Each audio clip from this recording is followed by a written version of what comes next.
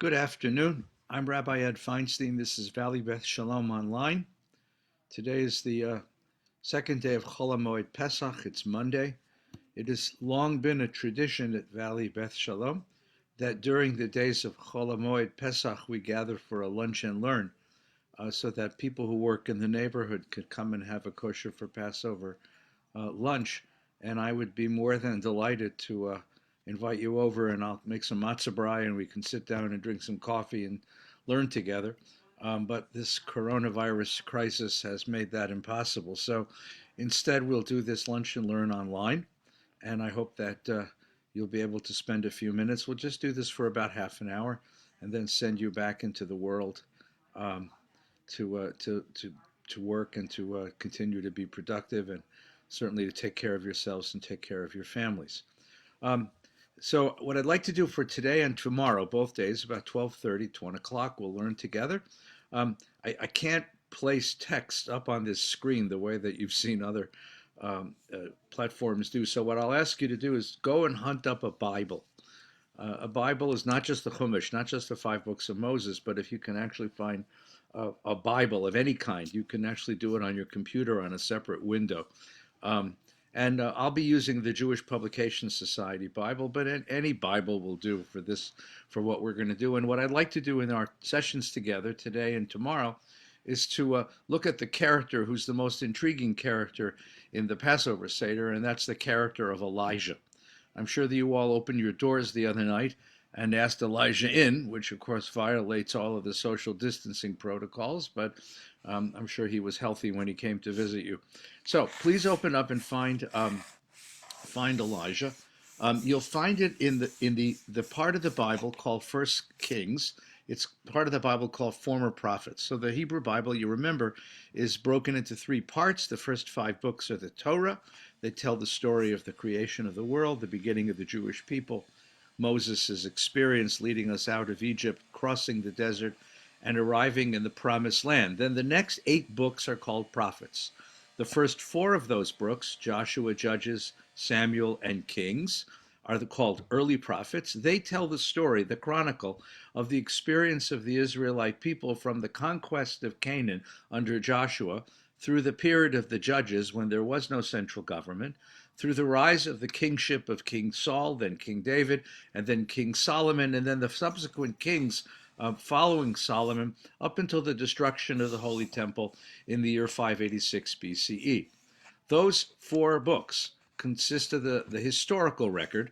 The next four books are the literary prophets, Isaiah, Jeremiah, Ezekiel, and then an anthology of 12 minor prophets, or shorter prophetic books, which are called literary prophets, and they all fit in the time period of the book of Second Kings.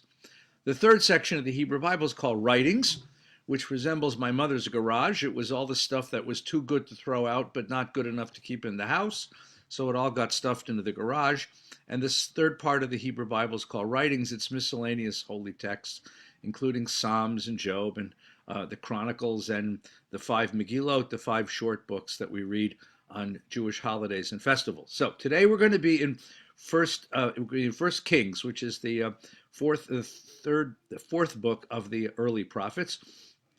Just very quickly, you remember that all these books were once written on parchment. So the length of a book was determined by the size of your sheep. It's not that there were two Samuels. There's a book of First Samuel and a book of Second Samuel. It's really a two sheep book. The book of Kings, similarly, was bigger than one sheep could accommodate. So you wrote the first half on one sheepskin and the second half on the other sheepskin, and we ended up with First and Second Kings. So we're going to be in First Kings, chapter 16, beginning together. Let me tell you the history, and then we'll jump into the narrative of a wonderful character named Elijah. So you remember from your history, we read the Seder story that we told just the other night. The people of Israel are enslaved in Egypt. Moses rises up, says to Pharaoh, "Let my people go." Pharaoh disagrees. Excuse me, Theo, you can't do that. Pharaoh disagrees. Frogs rain down from heaven. Pharaoh finally agrees. We leave Egypt. We cross the Red Sea. We cross the desert. We arrive in the Promised Land. Moses is not permitted to enter the Promised Land, so it's Joshua who carries us into the Promised Land. Joshua conquers the land. People Israel settle among the Canaanites of the land. Now, for the next 200 years, there's no central government, and the people suffer with a series of spontaneous leaders who repel the incursions of neighboring tribes. And finally, the community gathers together and demands of the prophet Samuel a central king, a central government. The first attempt was a man named Saul, who was totally unprepared for that. It was his successor who was the greatest king we ever had, King David. King David's remarkable accomplishment was, number one, to establish a national identity. Up until that point, if you asked, who are you? You would say, well, my name is Edward, and I'm the son of Burton. I'm Yitzchak ben Dov and Chaike, and I belong to the tribe of Benjamin, or the tribe of Judah, or the tribe of Dan or Naphtali. If you asked a person, aren't you an Israelite? They would say, well, yeah, but that's not as important as the tribe that I belong to and the clan that I belong to. There was no national identity until King David created it. And it's really King David, as the national king of the people Israel, who creates a national identity. He is the one who puts together the tribes of Israel into one unified and coherent political unit and social and cultural unit. And David is so effective at this that to this day, little kids sit in my nursery school singing David Melech Yisrael Chai V'Kayam, which literally means David, king of Israel, is alive and well. Well, anyone who's been dead for 3,000 years and people still think you're alive, that's a pretty big impression to make on history. David not only gathers the people Israel into one political unit and one cultural coherent identity, he conquers the Jebusite city of Jerusalem and establishes it as his royal capital and moves his palace there and moves the Ark of the Covenant, the same one that Moses created in the desert and Harrison Ford found in the movie.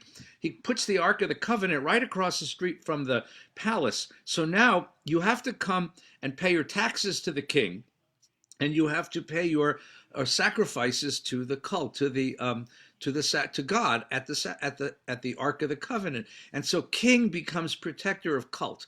King becomes protector of religion, and that sacralizes the kingship. King David then gathers up an army using the taxation of the people and creates a standing army.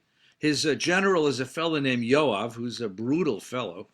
And David conquers all of the local tribes, and for the first time in our history, and frankly the last, we become an empire. The Israelite people spread out, and we become an empire. And that's the power of David in history. David dies and his son Solomon takes over. Now, Solomon is reputed by the Bible to be the wisest man who ever lived. I happen to think, and forgive me for this, that that's political satire. That's like saying Nixon is the most honest president we ever had. What happened is that Solomon takes this imperial position to heart and decides that he's going to build an empire far beyond his father's aspirations.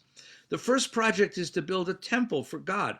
God has been living in a tent, and so he gathers up the tribes of Israel and he imposes a corvée, a taxation of labor on the populace so that everyone has to come and build this thing. And he builds a grand and magnificent temple across the street from the palace. Then he decides he's going to build an alliance with all of the local nations. Now, the way that you build alliances with local nations is that you marry the princess. So Solomon marries, according to the Bible, like 900 women. But the point is that he's making alliances with the local kingdoms in order to protect the political fortunes of his own empire. And he brings these women into Jerusalem, and they become a problem because each one of them brings their gods. And that becomes a problem for the long-term religious purity of the people Israel. Well, Solomon's oppression of the people, his brutal taxation, the corvée of labor tax, the imperial projects of fortifications and palaces and temples, weighs down upon the people. And upon Solomon's death, the people come to his son, and they say to him, we're willing to, um, thank you, Douglas. We're willing to, we're willing to be loyal to you, but you need to lighten the burden. And the son has even less insensitivity to the needs of the populace than his father does. The phrase he uses in the Bible is, if my father whipped you with whips, I'm going to whip you with scorpions. And the people rebel, and the kingdom of Israel splits. And there's a northern kingdom capitaled in the city of Samaria, and a southern kingdom that continues to be capitaled in Jerusalem. And these two kingdoms then go through history. Yes, there was a time in history when there were two Jewish countries, the one you lived in and the one you wouldn't be caught dead in. The northern kingdom prospers and becomes a regional power. The southern kingdom, capitaled in Jerusalem, was a sort of backwater. The southern kingdom maintained a political stability, however. Its king was always a descendant of King David. The northern kingdom went through a series of coups d'etats in which the leaders would be knocked off by their generals, and then a new administration would be established. And the northern kingdom prospers until it is destroyed in 722 by the arrival of the Assyrian Empire, the first great global empire in the Middle East. Northern Mesopotamians. Assyria is what we know today as the city of Mosul. That's a northern Iraqi city. The southern kingdom survives another several generations until it's destroyed in 586 by the Babylonian Empire. Babylon is Baghdad. And that's the end of the kingship period of the people Israel. Now, let's go back a moment. Under King David, there's a man in his court named Nathan. Nathan is identified by the Bible as a prophet. Now, what is a prophet? The Hebrew word is navi. And it appears that the role of prophet developed over time. In the book of Samuel, we have an image of a band of religious enthusiasts wandering the country, entering into religious kinds of trances. And at one point, Saul is identified as one of them. And the question is, is he crazy like the prophets? Slowly, prophets become incorporated into the court. Nathan becomes a sort of national security advisor and domestic policy advisor to King David. But Nathan's role as friend of King David and as advisor to King David, Nathan's role becomes very complex on the day that David takes Bathsheba, his neighbor's wife, to himself and has his neighbor knocked off. And at that point, prophet and king become adversaries. Prophet takes on the role of speaking moral truth to power. And the king loses the sacralized notion of his administration, of his authority. King is no longer a sacred position. It's simply an administrative position. Prophet becomes sacred because he works directly for God, but has no worldly power, which means it's very dangerous to be a prophet, to speak truth to power when power don't want to hear it. I mean, today you get thrown out of the White House press corps if you ask the wrong question. But in those days, prophets were killed because they were considered traitors to the king's authority. So this becomes a conflict between the two. And this is going to characterize all of the biblical history until the destruction of the two kingdoms. That kings will establish policy, and prophets will critique, criticize, and castigate them for the policies whenever those policies violate the strictures of covenant and the laws of the Torah. And when we meet Elijah, that's exactly what his role is. Now remember, the king gains his authority through worldly means. In the south, it's because you are in Jerusalem, it's because you're a descendant of David. In the north, it's because you have an army. You have the loyalty of the army. The prophet's authority is only that he hears the voice of God. And so it's going to be an interesting issue, especially as the empires around Israel rise and Israel is pressured as a small power in a neighborhood of big powers, Israel is going to be pressured. Who is the true prophet and who is the false prophet?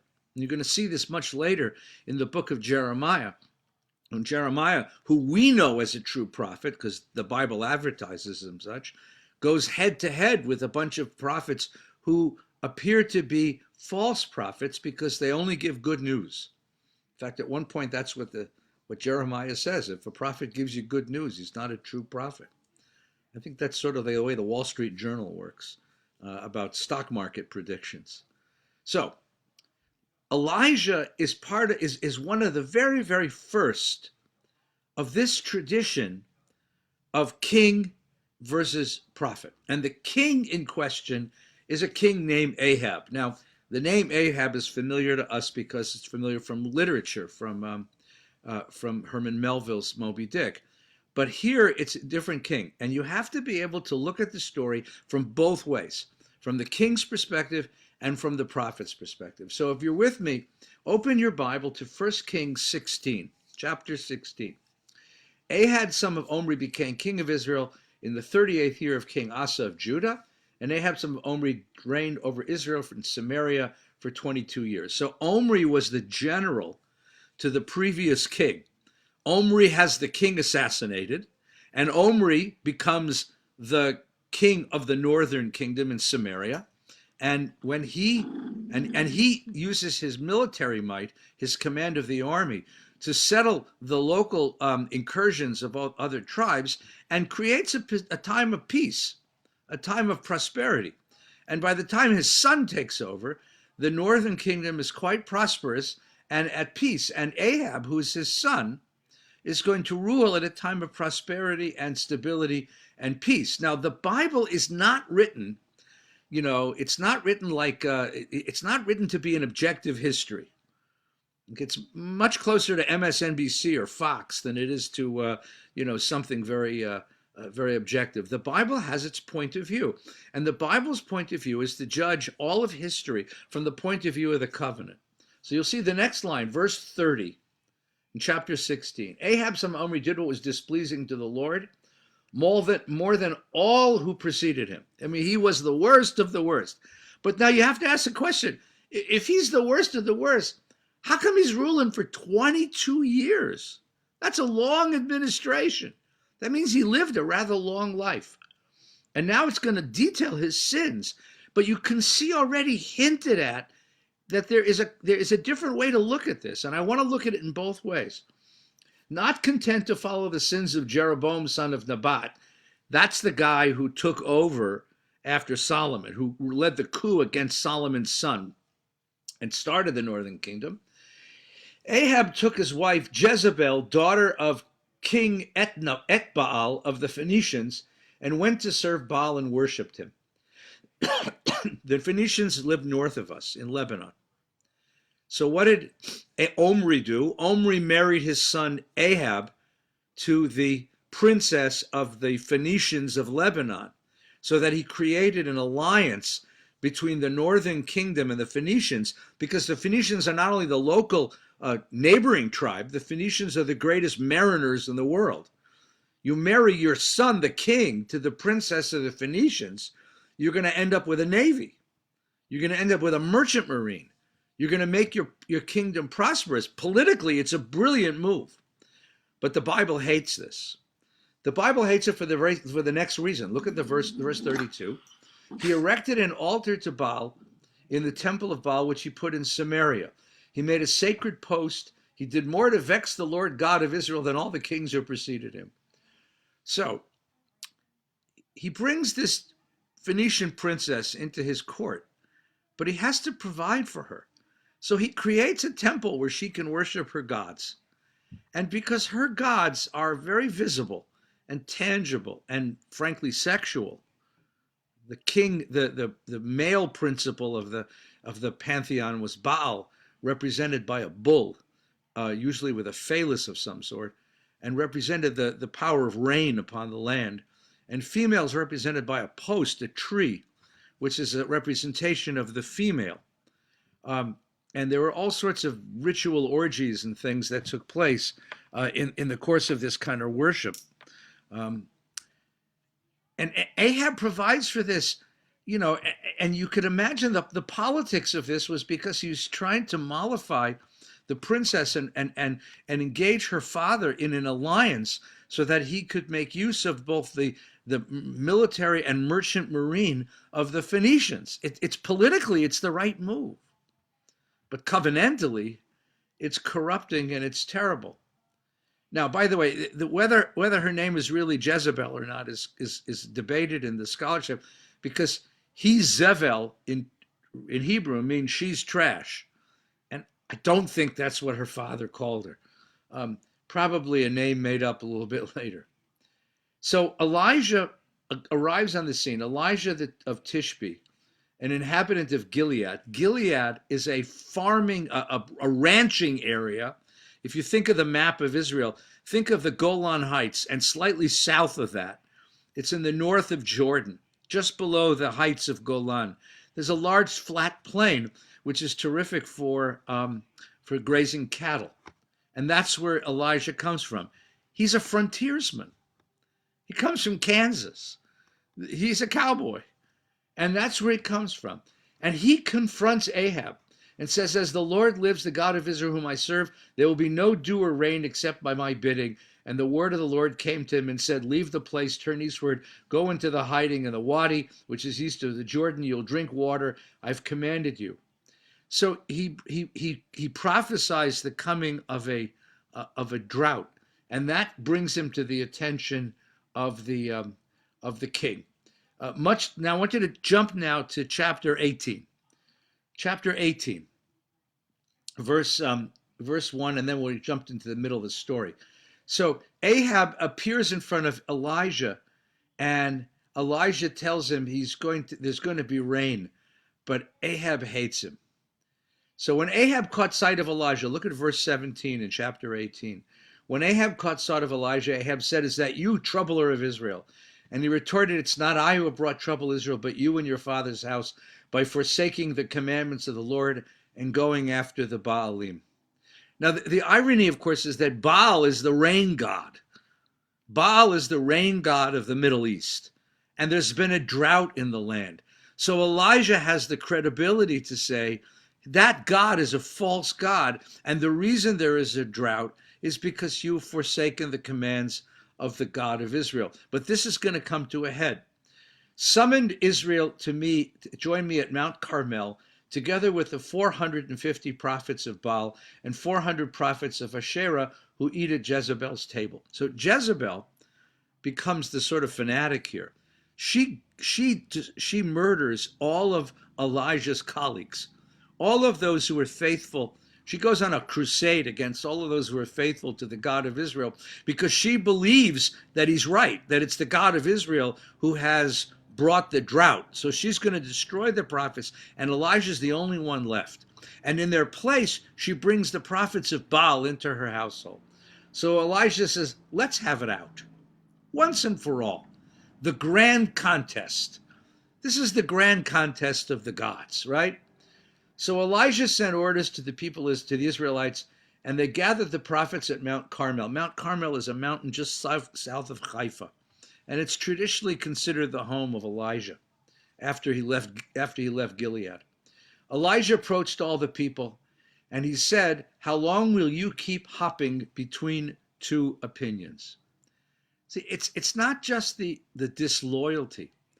It's the casualness of the disloyalty. It's the casualness of the thing. In the north of Israel, let's step back a second. Geography is destiny. Israel, like California, has no real rivers. It has no real rivers to provide water. Egypt has a river. Mesopotamia has 2 rivers. China has rivers. North America has rivers. Israel has no rivers. It's watered by the rainfall. And because it's watered by rainfall, there's always been an element of dependency and of dependency and of vulnerability in Israelite religion, in Jewish religion, because we wait for the rain to come. You read in the section of Deuteronomy after the Shema, if you obey the commandments of God, it'll rain. And if you don't obey the commandments of God, it won't rain. Because the whole idea of whether rain comes or not is a big deal. On Sukkot, or on Shemini Atzeret, we make a prayer for rain. Because as we move from the dry season of the summer to the wet season of the fall and winter, if it doesn't rain, we don't eat. That question of will it rain? Will it rain?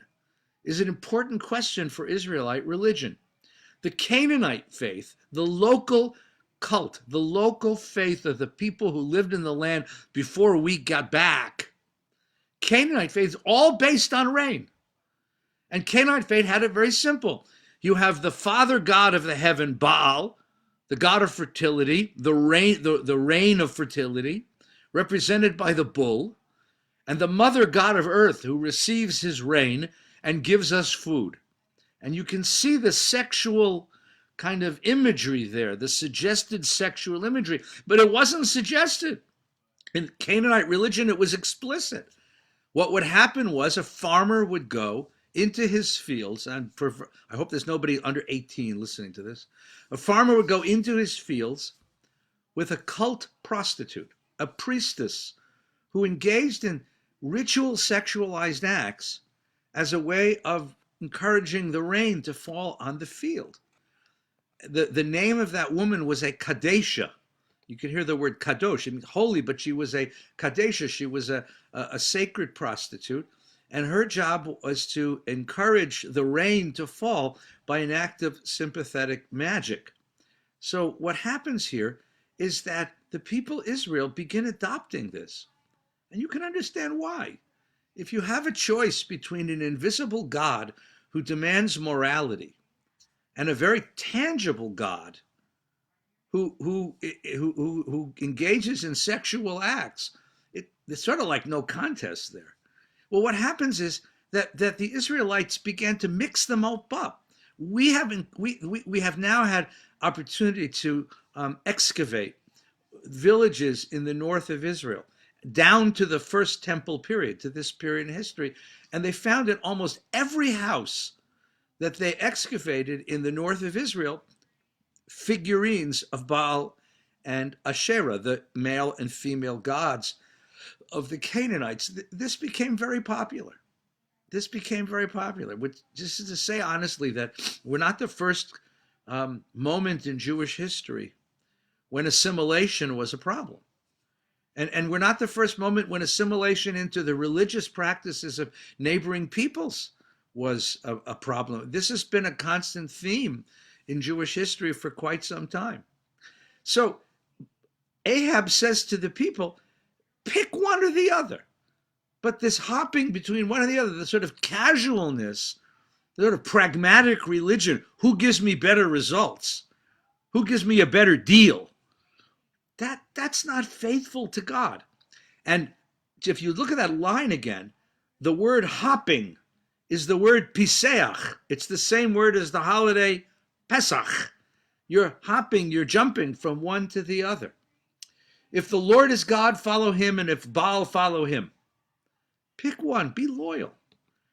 This is a concept which didn't come easily to people in the ancient world. People in the ancient world were fundamentally pragmatic about religion. Whoever gave me results got my loyalty. And Elijah's asking for something quite remarkable. Be loyal. Be loyal. And so how do you demonstrate that to people? And this is going to be Elijah's problem. How on earth can he break people of their loyalty to the tangible, visible, sexual gods of the Canaanites and bring them back, or bring them to a loyalty to a God that you can't manipulate with ritual, a God that isn't a projection of your own ego, a God who is really God? But the people answered him not a word. They had nothing to say. So Elijah said, look, I'm the only prophet of the Lord left. Jezebel killed all the other guys. Well, the prophets of Baal are 450 men. Let's have it out. So what he's going to do is he's going to do, the religious equivalent of the World Wrestling Federation. You have a contest, the Super Bowl of the gods. Let two young bulls be given us. Let them choose a bull, cut it up, lay it on the wood, let them not apply fire. I'll prepare the other bull, lay it on the wood, let it not apply fire. You invoke your gods, I'll invoke my God. Let us agree the God who responds with fire, that God is God. Seems fair. If results are what you're after, seems fair. Elijah said to the prophets of Baal, you choose a bull. You go first. I'll give you a head start. Go ahead. You're the majority. Invoke your God by name, but apply no fire. So they took a bull and they prepared it and they invoked Baal by name in chapter 18, verse 26. From morning until noon, shouting, Baal, answer us, Baal, answer us. And there was no sound. No one responded. So they performed a dance on the altar that had been set up. And when noon came, Elijah mocked them. And this is the Bible having fun with the narrative because it's a great story. Shout louder. After all, he's a god. He may be in conversation. He may be detained. Maybe he's on a journey. Maybe he's asleep and will wake up. So they shouted louder and gashed themselves with knives and spears. That's an important detail. Most Jews know that Jewish tradition prohibits tattoos. That's why. It's not a tattoo that says, I love mom. That's actually in halakha, that's not against Jewish law. This is what's against Jewish law. The practice of self-mutilation in the name of your God, the practice of writing your God's name in your flesh, that's what is prohibited by the Bible. So they're gashing themselves, trying to wake up the God. And when noon passed, they kept raving until the hour of the meal offering, 3 o'clock in the afternoon. So there was no sound, no one responded or heeded. So then Elijah says, okay, watch this, come closer to me. And the people came closer. And he repaired the damaged altar of the Lord. He took 12 stones corresponding to 12 numbers of the tribes, the sons of Jacob, to whom the word of the Lord had come. Israel will be your name. And with the stones he built an altar, and around it he made a trench. And he laid out the wood, he cut up the bull, he laid it on the wood, and he said, okay, watch this. Now this is David Copperfield becoming a prophet, or the other way around. Fill 4 jars with water, pour it on the offering. Do it a second time. Do it a third time. I'll make it harder on you. I'll do it blindfolded. One hand tied behind my back. It's like Harry Houdini used to do these crazy tricks. And when it was time to present the meal offering, the prophet Elisha came forward and he said, Lord God of Abraham, Isaac, and Israel, let it be known today that you are God in Israel, and I am your servant. I've done these things at your bidding. Answer me, O Lord, answer me, that the people may know you are God, and you've turned your hearts, for you have turned their hearts backward. And then fire from the Lord descended and consumed the burnt offering, the wood, the stones, and the earth, and licked up the water in the trench. And when they saw this, all the people flung themselves on their faces and cried out, the Lord alone is God, the Lord alone is God. Adonai hu ha-Elohim, Adonai hu ha-Elohim. You know those words, because those are the last words we say at Yom Kippur before we say L'Shana Haba Yerushalayim. Isn't that interesting? That when you finish Yom Kippur, 25 hours of fasting, all that prayer, all that confessing, the last thing that you say is the same things that the people on Mount Carmel said when they saw God destroy that God burn up that sacrifice. We become the people on Mount Carmel. We become those people. Right? And then Elijah says, seize the prophets of Baal, not let a single one get away. And they took him and he slaughtered them all. Religion was gory and serious back then. And then Elijah said, go and eat, for there's a rumbling of rain. And the rain came. What did he do? Did he succeed? That's going to be the question. Did he succeed? Did he succeed? Did he convince the people of Israel that God is God? Did he turn their hearts back toward God? That's going to be the great question. Or did he just do a magic trick? And the question is, what is the role of magic tricks in religion? What is the role of this? Can you empirically prove, empirically means factually, scientifically prove that there's a God? People come all the time to a rabbi and say, pray for me. And rabbis like me are very reticent to pray, because if the thing that they're asking for doesn't come, they're going to be doubly disappointed. They're going to ask me, is God angry at me? Is that why my loved one didn't get better? Is God angry at me? Is that why the stock market didn't go up? Is God angry at me? Is that why my fortune hasn't come the way that you said it would? And that becomes a serious question. Can you prove empirically that God is God? Is there some kind of payoff in a very empirical, material sense that demonstrates loyalty? That becomes the question that the text is asking us. So we have a vignette in which the prophet, out of a sense of desperation, is trying to bring the hearts of his people back into loyalty to the God of Israel, the God he worships. And the question is this the right way to do it? Or in the end, has he succeeded in making God just another idol? You see, what makes an idol isn't that it's made out of stone or wood. What makes an idol is that it becomes a projection of my wants and my needs. God, give me what I want. God, get me where I want to be. God, make me the person I want me to be. Do it for me. And if you turn God into an idol by saying, give me what I want, have you accomplished what monotheism is really setting out to accomplish? Well, you're going to see what happens to Elijah. Elijah is watching this, and for a moment he's triumphant, but then he realizes what he's accomplished. And what he's accomplished turns out to be more disappointing than where he was when this whole thing started. Because in the end, to turn God into an idol, if I promised you that worshiping God in my way would make the stock market go up, would bring you a fortune, would that really be the God you want? Is that really what God is supposed to be in your life? Elijah realizes this, and who he is and who God is in the world. Well, that we're going to have to wait for tomorrow. That's tomorrow's episode in the Tales of Elijah. I want to wish all of you a happy and a healthy and a sweet Pesach. Please, please take care of yourselves and take care of the members of your family. Tonight, Valley Beth Shalom is broadcasting on Facebook another one of the episodes of my new talk show called In the Rabbi's Study.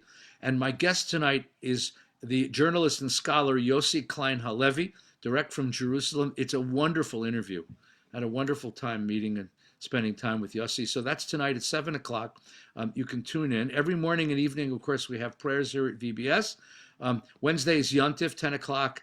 And in the evening, on Thursday, Yontif prayers for the last day of Pesach at 10 o'clock in the morning, and the Yizkor prayers, the memorial prayers, at 10:45. Look for us here on Facebook. Look for us as well on the VBS website, vbs.org, and click on the VBS at Home logo, and the list of all of the programs is right there and how you get to all of them. And then on Thursday night, as the holiday comes to a merciful end, we're going to celebrate this old Sephardic tradition called the Maimuna with beautiful music and wonderful Sephardic spirit. That'll be on Thursday night as well. Please, please take care of each other and take care of yourself. Hag Sameach. Tomorrow, 12:30, the second chapter of Elijah and the adventures of Elijah. Tomorrow at 12:30.